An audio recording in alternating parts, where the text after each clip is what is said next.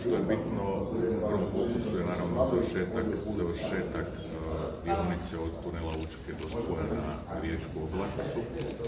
U planu je pretvoriti Istarski Y u Istarski X, znači to je dionica od Žminja do Labina koja je u fazi izrade studijske dokumentacije.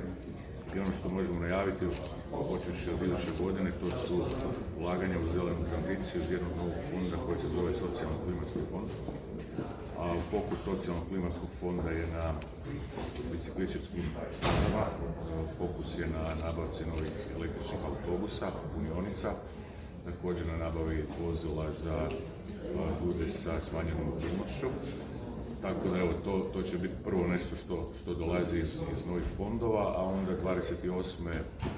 To je trenutno u pregovoru višegodišnji financijski okvir od kojeg očekujemo još dodatno ulaganja u samu prometnu infrastrukturu. O kojim sredstvima je riječ? Pa za sada govorimo, budući je trenutno u fazi programiranja u parlamentu, sredstva bi trebala biti na raspolaganju za prometnu, isključivo prometnu infrastrukturu 3 puta veća nego do sada. To bi bilo? Pa negdje oko 4 milijarde eura. Znamo li godinu kada?